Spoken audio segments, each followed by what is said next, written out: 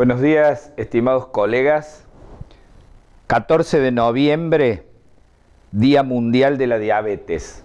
Un día en que ha sido establecido el día de la campaña internacional de la detección de la enfermedad y de todas sus complicaciones. Este día, 14 de noviembre, fue instituido por la Federación Internacional de Diabetes y la Organización Mundial de la Salud por ser el aniversario de Banting, que fue uno de los médicos que inició los trabajos que permitieron después, junto con el doctor Best, lograr la aislación de la insulina.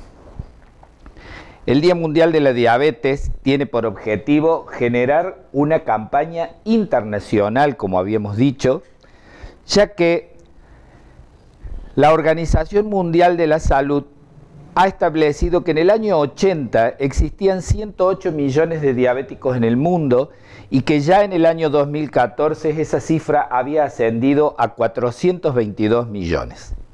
La prevalencia mundial de diabéticos mayores de 18 años aumentó también en este mismo periodo de un 4,7% a un 8,5% en el año 2014, aumentando con mayor rapidez en países con ingresos medianos y bajos. Aproximadamente la mitad de las muertes atribuibles a hiperglucemia ocurren en pacientes menores de 70 años y según proyecciones de la Organización Mundial de la Salud, la diabetes será la séptima causa de muerte en el año 2030. La diabetes se puede tratar y también se pueden evitar o retrasar las consecuencias de esta enfermedad a través de una dieta adecuada, actividad física y por supuesto medicación y exámenes periódicos para detectar y tratarlas a estas complicaciones. Bien, en la Argentina la prevalencia de diabetes mellitus es de un 8%. Eso significa que de aproximadamente 40 millones de habitantes, 3,2 millones padecen diabetes mellitus y aproximadamente un 35% de estos pacientes no lo conocen. Entonces, las entidades bioquímicas de la provincia de Córdoba decidieron organizar en conjunto una campaña provincial para detectar a aquellos pacientes que tienen diabetes y que aún no lo conocen. Veamos cuál es el rol que tiene el laboratorio, qué rol tiene el bioquímico en la detección de la diabetes. El objetivo de esta charla es solamente refrescar los conceptos que tenemos acerca de la clasificación y de la forma en que la diabetes puede ser diagnosticada. De esta manera vamos a darle importancia al laboratorio en el diagnóstico de la diabetes y la importancia que tiene que ese laboratorio esté bajo el control de un bioquímico y de técnicas que están bajo control de calidad realizadas por un profesional bioquímico. Bien, la diabetes se clasifica de acuerdo al Comité de Expertos de la Asociación Americana de Diabetes y de la Organización Mundial de la Salud a las causas de la enfermedad. Y así tenemos la diabetes tipo 1, tipo 2, diabetes gestacional y otros tipos de diabetes. La diabetes tipo 1 es una enfermedad que puede ser mediada por procesos autoinmunes en un alto porcentaje de pacientes que tienen diabetes tipo 1, donde del 80 al 90% de los pacientes con la hiperglucemia inicial o en el momento del diagnóstico presentan autoanticuerpos. También se encuentra la diabetes tipo 1 de tipo idiopática, cuya causa es desconocida. Fundamentalmente se presenta en países africanos. Algunos autores consideran que podría ser por la presencia de autoanticuerpos que aún no han sido detectados. La diabetes tipo 2 es la diabetes que presentan el 95% de los pacientes y su característica es tener resistencia a la insulina. Esta resistencia a la insulina va variando con el tiempo, ¿sí? Entonces nos encontramos en algunas situaciones donde aún no apareció la hiperglucemia diagnóstica de diabetes y sin embargo el paciente ya tiene algunas características que pueden pensar que es un paciente de riesgo. La insulinopenia va a ir en grado variable a medida que esta insulinoresistencia se vaya haciendo más importante, hasta llegar a un momento en que el paciente va a tener una exigencia tal de su páncreas que va a claudicar la síntesis de insulina y el paciente se va a transformar en un paciente insulino requiriente. Los riesgos más importantes de padecer diabetes tipo 2 son la edad, la obesidad y la inactividad física. Por el otro lado tenemos la diabetes gestacional. La diabetes gestacional es una intolerancia que aparece en un embarazo. No es la paciente diabética que se embaraza, sino aparece en el presente embarazo, como dice su definición. Por supuesto que estas pacientes con diabetes gestacional, una vez que ha concluido el embarazo, normalizan su glucemia, pero ya son pacientes de riesgo para padecer tanto diabetes tipo 1 como diabetes tipo 2. Y por último tenemos otros tipos de diabetes muy raros, pero que muchas veces no son diagnosticados correctamente. Por ejemplo, defectos genéticos en la célula beta, como la diabetes monogénica o conocida como MODY, donde hay fallas genéticas de diferentes enzimas. Defectos genéticos en la acción de la insulina, por ejemplo, defecto genético en la síntesis del receptor de insulina en las células periféricas. Enfermedades del páncreas exócrino, la fibrosis quística, uno de los ejemplos. Los pacientes con fibrosis quística es bastante frecuente la aparición de diabetes en ellos. Endocrinopatías, diabetes inducidas por drogas o agentes químicos que afectan directamente al páncreas.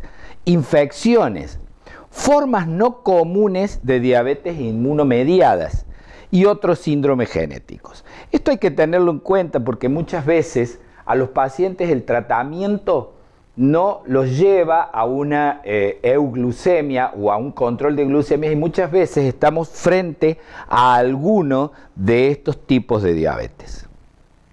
Bien, todas las diabetes se caracterizan por un parámetro de laboratorio que es la hiperglucemia.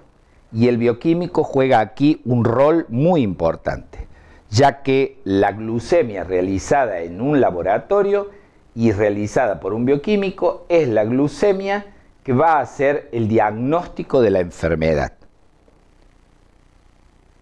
Bien, ¿de qué manera vamos a hacer diagnóstico de diabetes? Cuando la glucemia en ayunas, con 8 horas al menos sin consumo calórico, es igual o mayor a 126 miligramos de decilitro. Esta glucemia tendrá valor diagnóstico cuando, en un término de 7 a 10 días, se repite y vuelve a tener un valor que está por encima de 126. Podemos hacer una prueba de tolerancia oral a la glucosa con 75 gramos de glucosa anhidra y el valor de las 2 horas tendrá que ser igual o superior a 200 miligramos para diagnosticar diabetes. Se está aprobando en muchos países del mundo que valores iguales o por encima de hemoglobina A1C o hemoglobina glicosilada por encima de 6,5% son valores diagnósticos.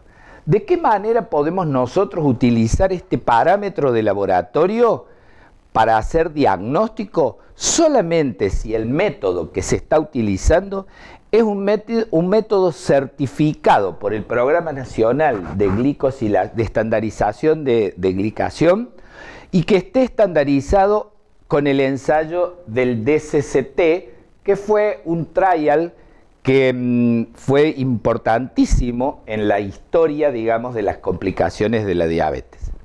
Y por último, tomar una glucemia al azar en cualquier momento del día, sin tener en cuenta qué ha ingerido el paciente, y que esa glucemia esté por encima, o sea, o igual a 200 miligramos de decilitros, y que el paciente tenga síntomas clásicos de una crisis hiperglucémica.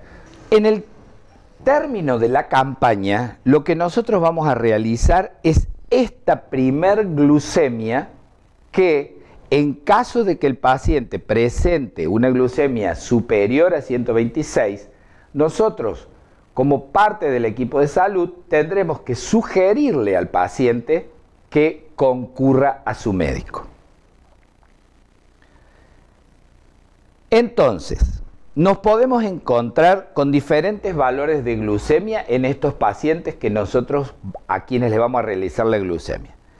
Si el paciente tiene entre 70 y 99 miligramos por decilitro, vamos a considerarlo un paciente normal. Vamos a aclarar este término de normal no como valores de referencia, sino un paciente que está con un metabolismo glucídico normal. El valor de referencia que tenemos para glucemia es de 70 a 110 miligramos de decilitro. Eso no se ha modificado. Un valor de corte clínico, que es diferente, es el valor de 100 miligramos, que al estar entre 100 y 125, nosotros conocemos a esta situación como glucosa en ayunas alterada. Es decir, que si en nuestra campaña detectamos pacientes que tengan esta glucemia, no debemos decirle que el paciente tiene diabetes. No debemos usar el término prediabetes, pero sí sugerirle que concurra a su médico, porque esto está dentro de los pacientes con riesgo de padecer diabetes. Y por último, si la glucemia está por encima de 126, vamos a confirmar ese valor y se hará diagnóstico de diabetes. Por supuesto que ya esa confirmación no está dentro de la campaña. Bien, en cuanto a la diabetes gestacional, los valores son diferentes. A nivel de la Asociación Americana de Diabetes, la glucemia en ayunas tiene que estar por encima de los 92 miligramos de decilitro, 2 determinaciones en un término de 7 días. Al hacer la prueba de tolerancia a la glucosa, a la hora tiene que estar por encima de 180 miligramos de decilitro y a las 2 horas por encima de 153. Yo he puesto estos valores en esta diapositiva para que ustedes conozcan que en algunos países estos son los valores que se utilizan para hacer diagnóstico de diabetes gestacional. Sin embargo, la Sociedad Argentina de Diabetes no ha aceptado estos valores y continúa, y debemos continuar en todo el territorio nacional, con el valor de glucemia en ayunas superior o igual a 100 miligramos de decilitro.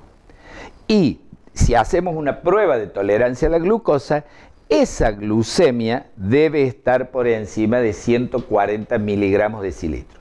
Por lo tanto, en la Argentina, la diabetes gestacional se diagnostica o con una glucemia confirmada, por supuesto, de igual o más de 100 miligramos de decilitro en ayunas, o cuando al hacer una prueba de tolerancia entre la semana 24 y 28, que es el tiempo en que se establece hacer la prueba, esa glucemia esté por encima de 140 miligramos de decilitro.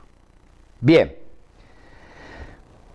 volvamos un poquito a las categorías de riesgo de padecer diabetes. La glucosa en ayunas alterada es aquella glucosa que se encuentra entre 100 y 125, como habíamos dicho. Ese es un paciente que está en riesgo de tener diabetes. Por lo tanto, tiene que ir. En general se presenta en pacientes obesos, pacientes sedentarios, añosos. Otra situación, por supuesto, en la campaña simplemente vamos a detectar a estos pacientes. Otra situación es la tolerancia a la glucosa alterada. Cuando al hacer una prueba de tolerancia oral a la glucosa, a las 2 horas después de 75 gramos de ingesta, el paciente presenta valores entre 140 y 199, decimos que este paciente tiene una tolerancia a la glucosa alterada. Riesgo de tener diabetes.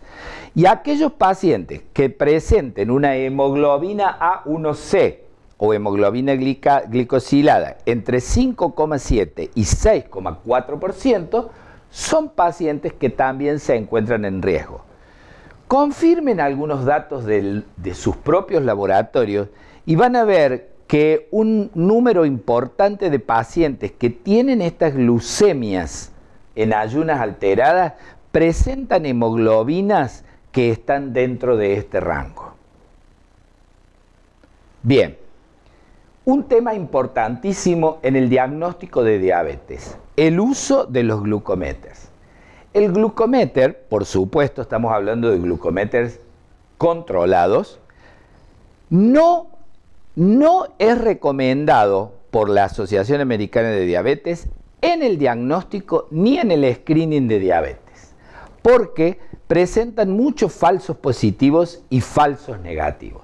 Solamente se recomienda el uso del glucómetro en el monitoreo del paciente diabético tratado con insulina o con agentes orales y controlados, donde él le presenta a su médico esta cartilla de automonitoreo de cómo va teniendo las diferentes glucemias en función de lo que su médico le ha pedido. Por lo tanto, no debemos hacer diagnóstico de diabetes con glucómetros. Bien, así entonces resumamos los objetivos de nuestra campaña. Evaluar el riesgo de padecer diabetes, detectando pacientes que tengan glucemias en ayunas entre 100 y 125. Detectar la enfermedad con glucemias en ayunas superior o igual a 126. Esta determinación debemos darle al paciente la recomendación de que se repita en el término de 7 a 10 días para confirmar el diagnóstico. Y por el otro lado, informar a la población la importancia que tiene que estas determinaciones de glucemia sean realizadas en laboratorios autorizados y en el caso de la provincia de Córdoba por el Colegio de Bioquímicos de la provincia, cuyo titular sea un bioquímico matriculado en nuestra entidad. Este gráfico muestra de qué manera la resistencia a la insulina va aumentando en el paso de un paciente normal, no diabético, al paciente con diabetes tipo 2. Fíjense ustedes de qué manera la resistencia a la insulina va aumentando a medida que la glucemia va aumentando, pero no de una manera tan importante. En esta área es donde nosotros detectamos a los pacientes con riesgo. Vemos aquí cómo la secreción de la insulina aumenta en respuesta a esta hiperglucemia para mantener la euglucemia y luego va cayendo porque ya nos encontramos con un fallo de las células beta. Y un dato importante es la glucemia postprandial, que aumenta de una manera más rápida que la glucosa en ayunas. Lamentablemente, esto solamente lo detectamos cuando nosotros hacemos pruebas de tolerancia a la glucosa. ¿Cuáles son las complicaciones que un paciente diabético puede tener? Fundamentalmente, pacientes con diabéticos tipo 1 y tipo 2, ¿no es cierto? Las complicaciones de la diabetes son agudas o crónicas. En cuanto a las complicaciones agudas, son generalmente las que encontramos en los laboratorios de los bioquímicos que trabajamos en hospitales, en clínicas, ¿sí? Y esas complicaciones agudas pueden ser la cetoacidosis, el síndrome hiperosmolar hiperglucémico no cetóxico y también las hipoglucemias. Muchas muertes de pacientes diabéticos tipo 1 ocurren por una hiperglucemia más que por una hiperglucemia. Bien, respecto de las complicaciones crónicas, las complicaciones crónicas pueden ser problemas macrovasculares, y ahí nos vamos a encontrar con la enfermedad cardiovascular del paciente. Ustedes saben que un paciente diabético tiene 2 veces más riesgo de tener una enfermedad cardiovascular que aquel que no es diabético.